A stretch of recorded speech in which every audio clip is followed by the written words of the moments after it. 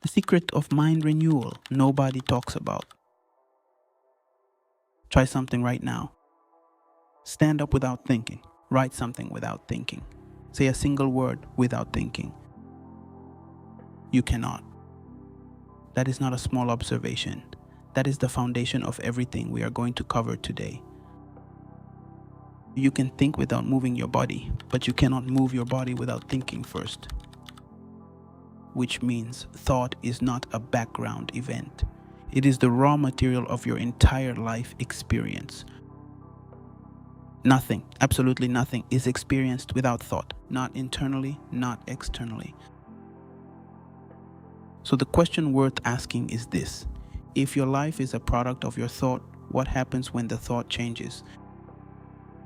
That is what mind renewal is actually about.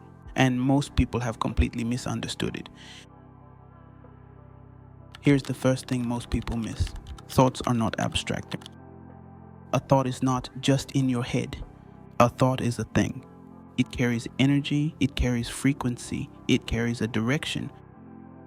And because of this, every thought produces a unique experience. No two thoughts are the same, which means no two life experiences are the same. This is why mind renewal is not optional if you want a new life. It is foundational. Scripture has always known this.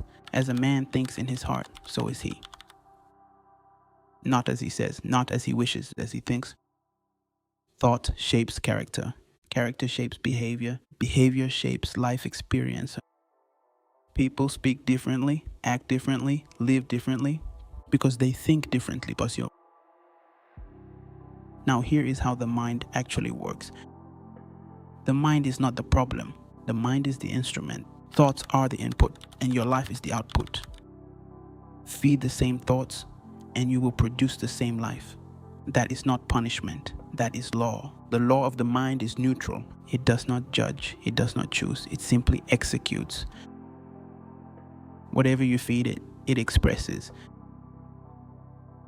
Most people who try to change their lives make one consistent mistake. They think about the problem instead of thinking through it. Thinking about the problem means replaying it, analyzing it, feeling it again and again, and then wondering why nothing changes. But here is the law. You experience what you consistently think about. Thinking through the problem is different. It means thinking from the solution, seeing the end from the beginning. Instead of asking, why is this happening to me? You ask, what does the solved version of this look like? Then you picture it, feel it, stay with it. That is not denial, that is direction. Scripture gives a precise filter for this in Philippians 4:8. Think on things that are true, noble, right, pure, lovely, admirable, excellent, worthy of praise. This is not poetry, it is mental discipline. Your thoughts must be filtered intentionally, because whatever you allow, you eventually experience. Now here's the second secret, the one almost no one addresses. The biggest obstacle to mind renewal is not a lack of knowledge, it is an attachment. People don't struggle to change because they don't know how. They struggle because they are attached to what is. Attached to the past, attached to their pain, attached to the pattern they've always known. And so the thought creates an experience. The experience reinforces the thought, and the loop continues. Not because life is fixed, but because the thinking is. Here is what Paul means in Romans 12 when he writes, offer your body as a living sacrifice. It is not about suffering, it is about releasing it. Letting go of old thoughts and the identities built around them. Old patterns define the ego, your interface with the world. But the ego is not your enemy. The problem is not the ego, the problem is forgetting your source. You are not your experiences. You are the thinker, the chooser, the one who is aware.